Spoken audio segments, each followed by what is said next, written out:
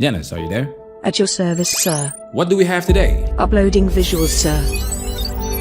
Honestly, it just takes money. People always ask, like, what's it going to take? I'm like, just money. I'm like, give me $1 billion of investment. I'll make it successful. That's for sure.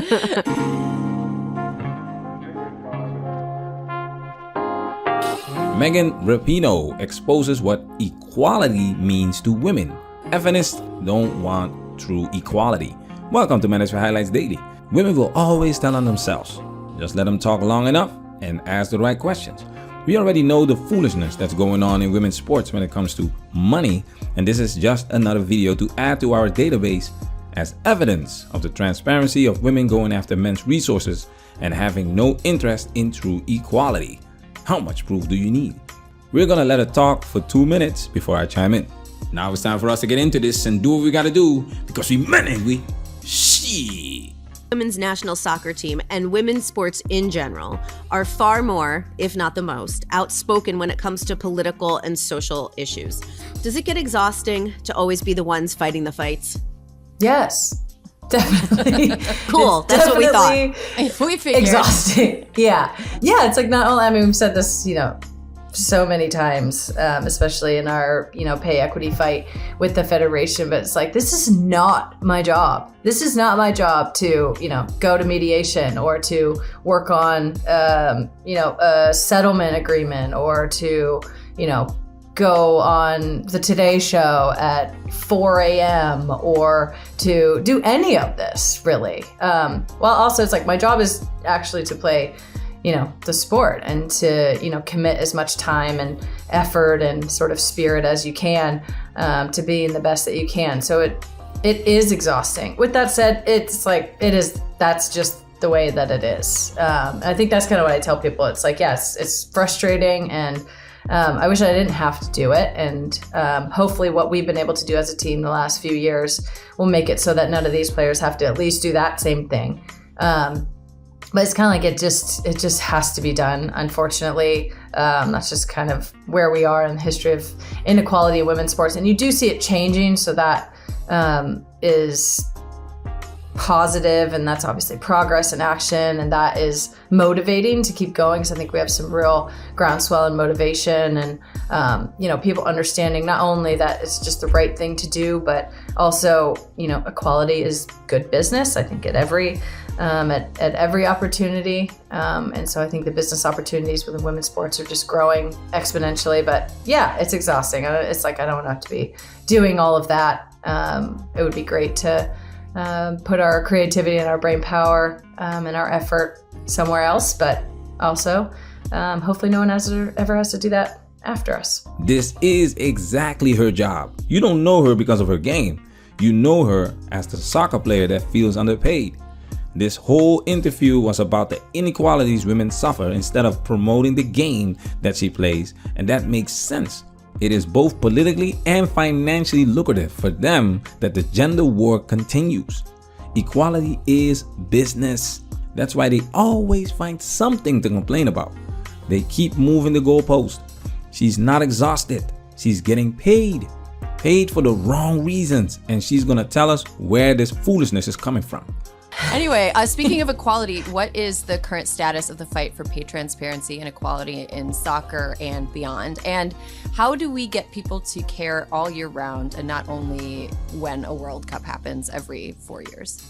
I mean, the status with our national team is very good. Obviously, we reached a settlement with the Federation this year, joint CBA with the men's national team. So we have extra incentive to root for them in this World Cup. We'll share in the prize money, and they'll share in our prize money in next year's World Cup. So that's in a really good place, and I think a really good place moving forward. I think there was a lot of pushback from a federation leadership standpoint for so long. And with Cindy Parlow-Cohn as the president, and just a lot of changeover in the board and the upper management, I think there's a much better understanding that this is, again, not only the right thing to do, but certainly good business. I mean, they spent tens of millions of dollars, probably upwards of $20 million fighting the lawsuit that they ended up paying $25 million for. So it's just, I mean, talk about fuckery. I always said that too. I'm like, you guys know this is not just like, it's just not going to end. You know, there's no, it's just going to end in us getting equal pay and you having to pay us moving forward. So they learned that the hard way. Bad bit of inequality is a bad bit of business. Did you hear that? She knows this is bull crap. She knows this is not equality. But as long as it benefits her, who cares? Oh, she's so exhausted. This is marriage, guys. At least the marriage contract in conjunction with female nature. Women marry up. These feminists only come out of the woodwork to spout that equality foolishness to shoot at the top. Follow the money, guys. Men are less educated than women. They are more likely to be homeless and unemployed, more often victims of violence, are more likely to delete themselves. When they get divorced, men usually lose out. Men lose half of their assets, pay alimony, in some cases for life, and are more likely to lose the right of access to their children. Men are punished harder than women for the same crime, and the list goes on and on. You don't hear these women complain about the men at the bottom. There are a lot more men at the bottom. 80% is invisible. If there was no money in soccer, there would be no feminists in soccer. How in the blue hell do you call this equality? If this was the other way around, this would happen. Look, it's Feminist! They think I'm him. I'm not about to let a man take credit for a woman's work. I'm not gonna let a man take credit for a woman's work. And that's exactly what these females are doing. And they are getting away with it. $20 million lawsuit and they still took an L. Sharing prize money? You can't make this up. This is a 2-time World Cup winner. And the prize money doesn't even come close to the money men generate playing soccer. Now listen to this crap.